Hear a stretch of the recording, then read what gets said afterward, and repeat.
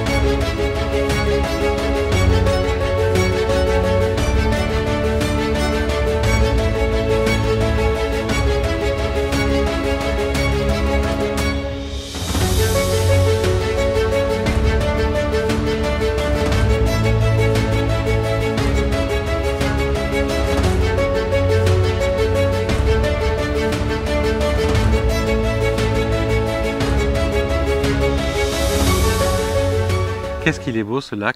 C'est vrai. C'est le lac du Merle, Oui, du merle, l'oiseau. l'oiseau. Et pourquoi en fait le Merle? Parce qu'apparemment, il y avait vraiment beaucoup de merles dans la forêt au moment où on a creusé le lac. Parce qu'en fait, le lac n'est pas un lac naturel, c'est un lac artificiel. D'ailleurs, il y a une digue là-bas, Oui, je vois, effectivement. voilà, qui date des années 1870. Et c'est le ruisseau du Lignon, en fait, qui traverse quasiment tout le Sidobre, qui a été barré, en fait. Et ça fait une réserve d'eau. Alors, c'était une réserve d'eau, d'agrément quoi, pour un domaine qui s'appelle le domaine du Merle et qui est en face, de l'autre côté de la route, on ne le voit pas. Donc, à part les grenouilles, je vois qu'il y en a une qui vient nous voir. Il y a d'autres animaux. Est-ce qu'il y a des monstres? Est-ce qu'il y a des... Alors non, les monstres, on les a laissés à nos amis écossais. Pas de monstres ici. Les plus gros animaux, les plus monstrueux qu'on a, ce sont des brochets. Donc, Ah oui. voilà, ce sont des petits monstres. Après, il y a des libellules, il y a voilà, des grenouilles essentiellement, quelques papillons qui viennent boire, des tortues. Alors ça, c'est pas Naturel. voilà, c'est pas naturel, c'est les gens qui se débarrassent de leurs tortues Ah, ça, faut pas le faire. d'aquarium dans le lac du Merle. Donc, Ça, de c'est temps en pas temps, bien du tout. On voit des tortues. Mais voilà, naturellement, c'est surtout quelques brochets, quelques carpes. C'est très joli parce qu'on dirait que les rochers flottent sur l'eau. On pourrait presque croire même en Afrique à des hippopotames. On moi, pourrait je trouve. croire ça, voilà, ou des hippopotames ou des pierres ponces qui flotteraient sur l'eau, mais alors c'est pas du tout de la pierre ponce, c'est du granit et ça pèse quand même très très lourd. Ça bouge pas, ouais. Et non, il ne flotte pas en fait, il repose au fond du lac. Après, le lac n'est pas très très profond non plus, sauf vers le milieu là-bas. Mais voilà, ça ne flotte pas du tout. De toute façon, on s'y baigne pas parce que c'est très vaseux. C'est très vaseux, c'est privé, donc on ne s'y baigne pas. On n'y pêche pas. On n'y pêche pas. Voilà, c'est un endroit où on peut venir pique-niquer, passer un moment. Le propriétaire laisse l'accès libre. Mais voilà, c'est quand même un endroit privé, donc voilà, il faut respecter les lieux, les interdictions. Quand on pique-nique, il ne faut pas laisser ses papiers gras. Non, c'est qui est normal. Des choses comme ça. Qui est normal. Je viens de voir passer de très très belles libellules, c'est vraiment Oui, il y superbe. a de belles libellules. Ah, j'adore. Il y a de très beaux couchers de soleil aussi sur la lac du Merle. D'accord. Je préfère les coucher que les lever. C'est pas pareil. C'est question d'heure.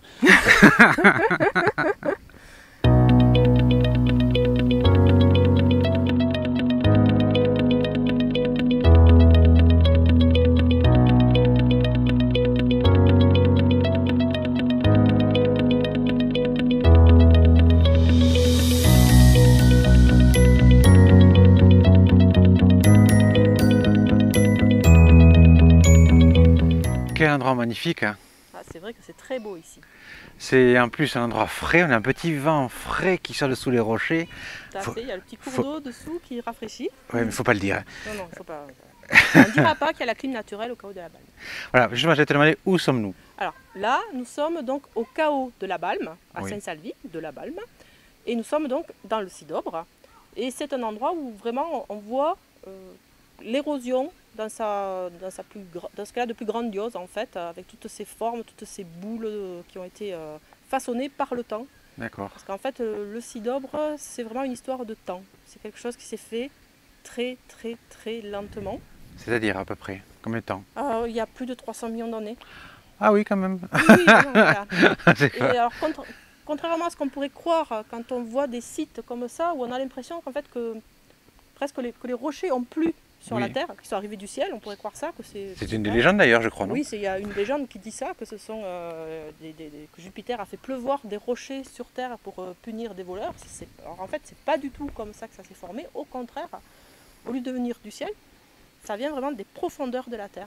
Ça remonte, non? Ça remonte très très lentement. Alors ça remonte pas, alors ça n'est pas remonté, parce que là ça remonte plus, sous cette forme-là.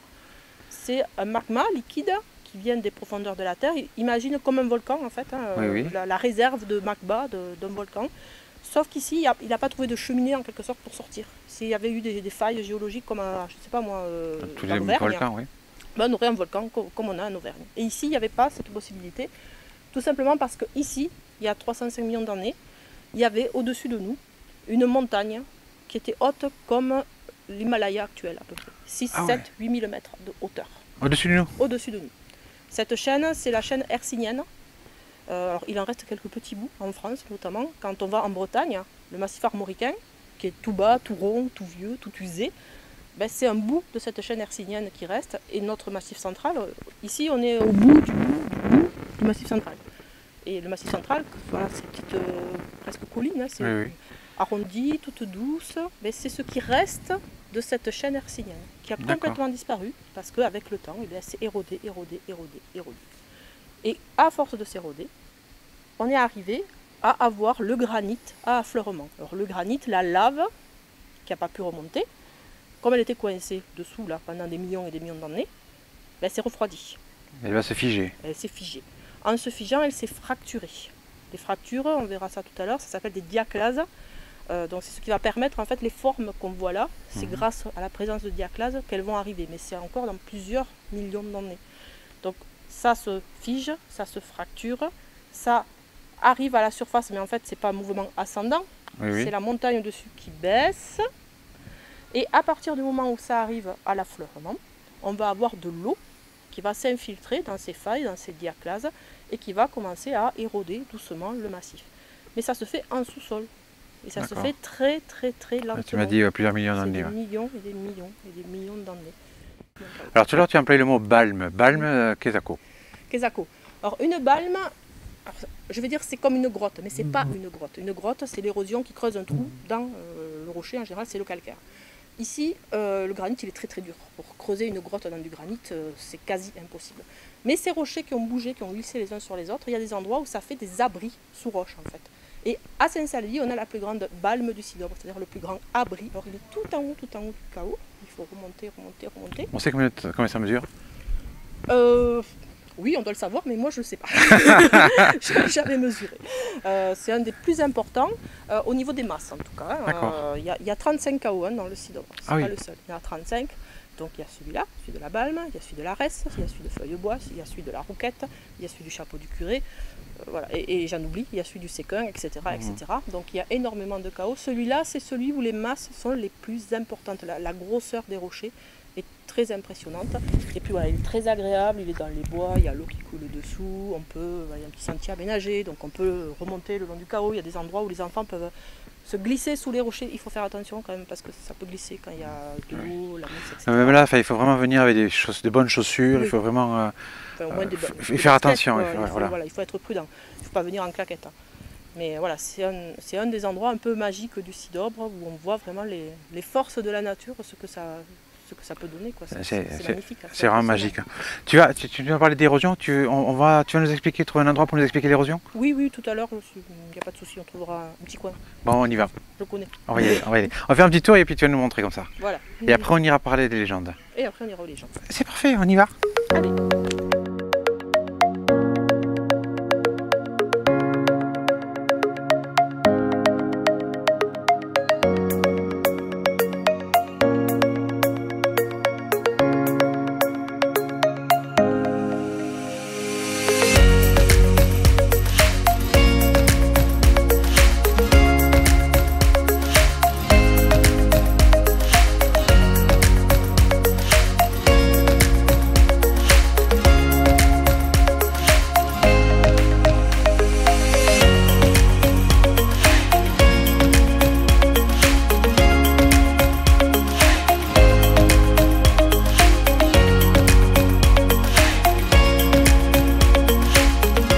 Là, Bérangère, on peut comprendre en fait l'érosion, c'est ça? L'érosion du granit, en fait, on voit comme une coupe du massif, bon, sauf qu'il faut s'imaginer que c'est beaucoup plus profond.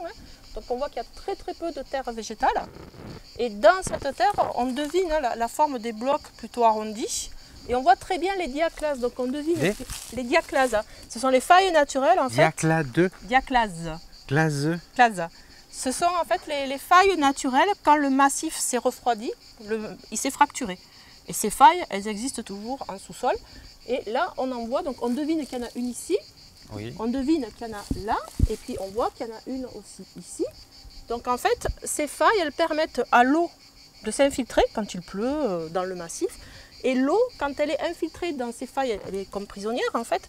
Et elle va dissoudre en quelque sorte les différents éléments. Alors en fait, c'est de l'hydrolyse. Ça va séparer les différents minéraux. Donc quand on a du granit, on a du mica, du feldspath, du quartz. Et ça va dissoudre le ciment en fait. D'accord. Voilà, ça s'effrite. Donc ça, ce qu'on a là, c'est de la roche pourrie. De la roche pourrie. Ah, pourrie. On appelle ça de la roche pourrie. Et à terme, ben, ça fait carrément du sable. Si tu regardes derrière toi, tu as une petite plage en fait. Bon, il n'y a pas la mer, il y a la plage. Et c'est du sable. Ah oui. Il est doux en plus. Oui. D'accord. Quand tu te dors sur la plage à la Méditerranée, c'est peut-être sur un petit bout de Sidobre. D'accord. Voilà. C'est peut-être ça, qui sait. Qui s'est fait emporter par la pluie, ça va dans les ruisseaux, ça va dans la rivière, et ça va jusqu'à la mer. Ah, c'est chouette. Voilà. Donc là, on voit bien un petit peu comment ça se fait, comment ces formes tout arrondies arrivent. D'accord. C'est le midi. Hein. Et oui, on entend les cigales. Ah, il fait chaud en plus. Il fait chaud. Mais ça fait du bien même sous les soleils. Un peu de fraîcheur. Oui.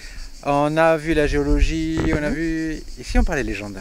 Allez, pourquoi pas. Alors ça tombe bien, là on est juste au départ de ce qu'on appelle le sentier des merveilles. On va aller voir des merveilles. Il y a des merveilles alors, géologiques, mais il y a aussi plein de petites histoires qui sont attachées, alors pas à chaque rocher, mais voilà, il y a pas mal de petites histoires.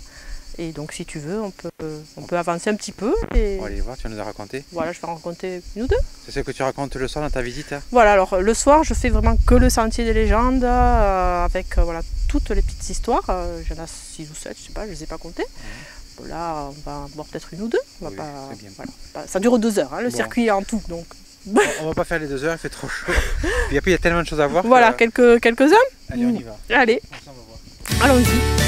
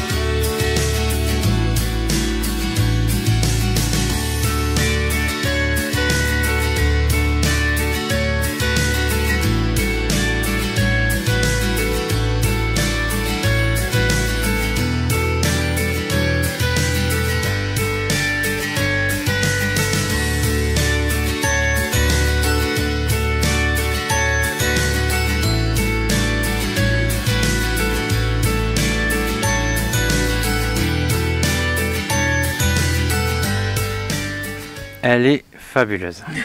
J'adore, j'adore. Depuis que j'ai tout petit que je viens, je ne m'en lasse pas. Elle est... Enfin, c'est loin, quoi. C'est loin du Sidobre. Puis bon, c'est la légende, je pense, la plus connue aussi du Sidobre.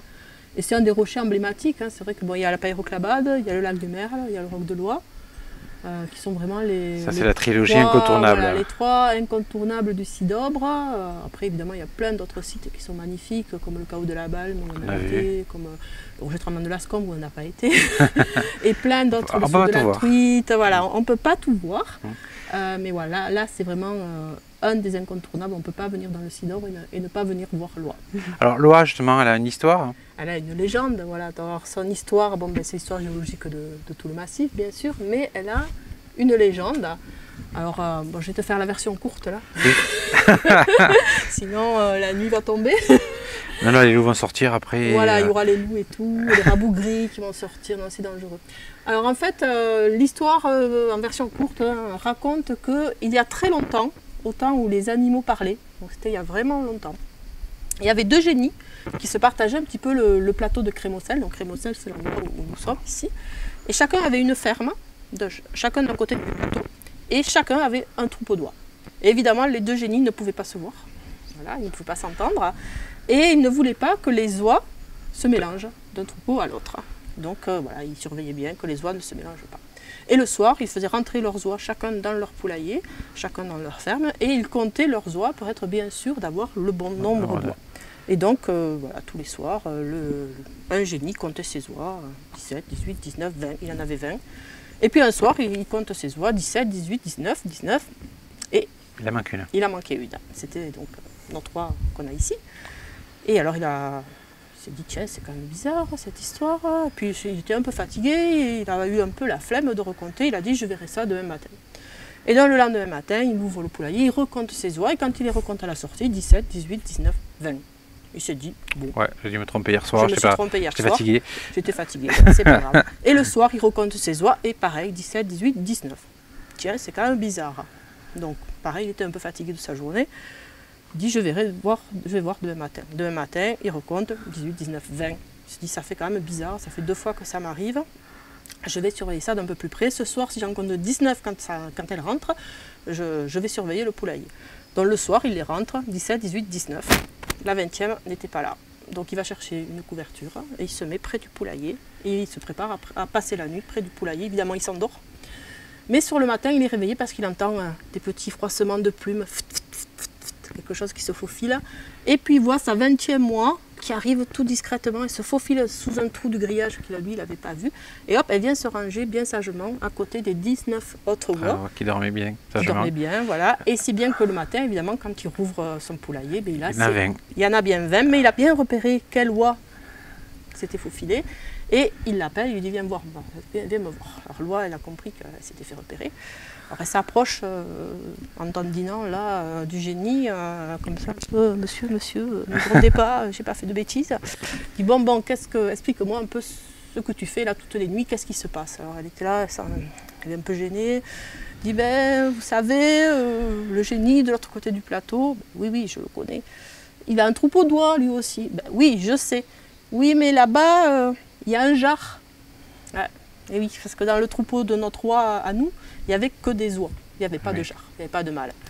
Évidemment, ce qui devait arriver arriva. Une des oies du troupeau est tombée amoureuse du jar de l'autre troupeau. Et du coup, toutes les nuits, elle allait rejoindre son amoureux, son jar. Alors, le génie a dit, bon, c'est pas si grave, tu peux continuer, mais il y a une condition. Il faut que tu sois rentré toutes les nuits avant que le soleil soit levé. Donc l'oie est bien contente de s'en tirer à si bon compte, le génie n'était pas commode, elle promet tout ce qu'on veut, et oui, il n'y a pas de souci, je serai de retour tous les matins avant que le soleil se lève. Très bien, donc le génie est content, l'oie est contente, elle continue son petit manège, on était en hiver, donc les nuits étaient longues, elle avait quand même du temps à passer avec son copain le jar, sauf qu'après l'hiver, il y a le printemps qui arrive, et au printemps, les nuits raccourcissent. Voilà. Et donc moins de temps à passer avec le jar. Et une nuit, elle était assuquée là, contre son jar, bien au chaud. Et le jar lui commence à lui donner des coups de coude parce qu'il savait que le soleil allait se lever. Enfin, des coups de coude, des coups de coude. Voilà. Allez, réveille-toi, il va t'arriver des histoires, tu vas te faire gronder et tout. L'oie, encore 5 minutes, elle se remet la tête sous l'aile, elle était bien au chaud. Et le jar, allez, mais lève-toi, lève-toi. Alors elle finit par se lever quand même, elle va l'abreuvoir, elle se met un peu d'eau sur la figure, enfin sur le bec, pour se réveiller. Et puis elle commence donc à son ascension à remonter sur le plateau là, sauf que donc là-bas il y a la goutte, il y a la rivière, et qu'au printemps il y a des brouillards qui se forment sur la rivière, c'est très joli d'ailleurs, ça fait des rubans blancs, là on dirait des rubans de coton. C'est très mystérieux en plus. C'est très mystérieux, mais c'est très humide aussi, c'est du brouillard. Et donc ça alourdissait les plumes de notre pauvre oie qui avait vraiment du mal à remonter, en plus quand elle est arrivée ici sur le dessus du plateau, il y avait le vent qui soufflait, le vent d'OTAN. Et donc le vent d'OTAN l'a freinée un petit peu, si bien que quand elle est arrivée ici, qu'elle se croyait sauvée, parce qu'il lui restait juste à replonger de l'autre côté du plateau, le soleil s'est levé. Et le premier rayon de soleil l'a transpercée en quelque sorte, et elle s'est mise à tournoyer en fait, tournoyer, et hop, elle est tombée ici, et elle s'est retrouvée pétrifiée. C'est le génie donc, qui l'avait punie parce qu'elle n'avait pas respecté son contrat en quelque sorte. Et depuis, notre pauvre oie, elle est figée là. Et bon, on dit que les nuits de pleine lune, on peut l'entendre pleurer. Parce qu'elle essaie de se débarrasser de sa gangue de granit pour rejoindre son jar. Comme je la comprends. Voilà l'histoire de l'oie. Belle histoire, mais triste histoire. Hein. Un petit peu triste, voilà, mais bon, belle histoire quand même. Il fallait bien expliquer, en fait, les gens autrefois n'avaient pas la géologie pour expliquer ces formes un peu étranges. Et donc, ils inventaient des histoires. Mais je les comprends. Voilà, et comme il y a des rochers qui ont des formes d'animaux, des formes d'objets, on a toute une collection de chapeaux. On a le chapeau du curé, on a le tricorne, on a vu le Napoléon. chapeau de Napoléon tout à l'heure qu'on a vu. Il fallait bien expliquer pourquoi ces gros rochers aux formes étranges étaient arrivés là. Donc, ils ont inventé. C'est parfait. On est sur le sentier des merveilles. Il y en a d'autres juste à côté? Il y en a juste un petit peu juste derrière. Là. On y va? On peut y aller. On continue. J'adore les histoires.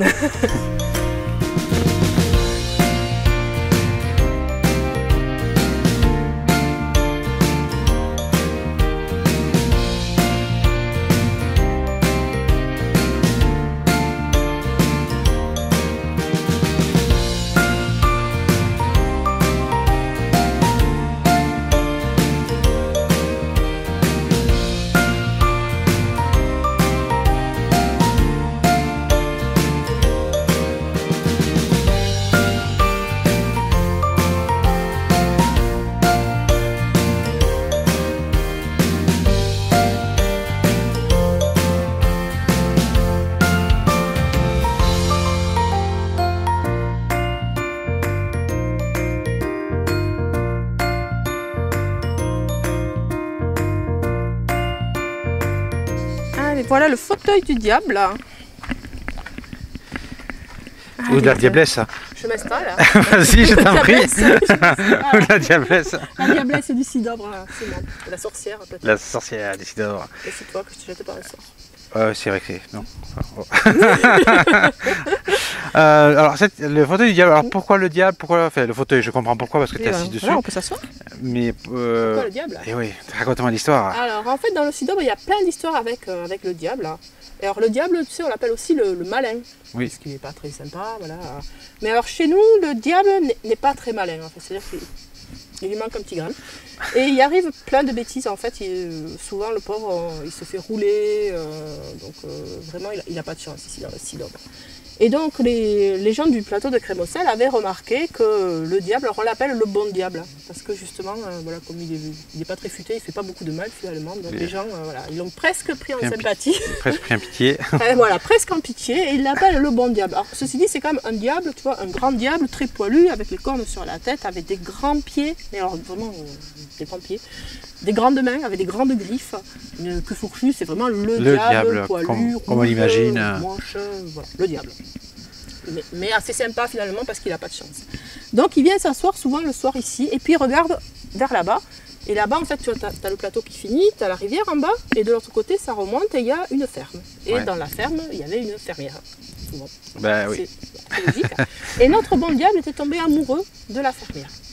Et alors il était allé la voir pour lui demander si elle ne voulait pas l'épouser. Alors la fermière, elle n'avait pas dit non parce qu'elle s'est dit c'est le diable, si j'ai dit non il va m'envoyer en enfer, il va me faire un retire.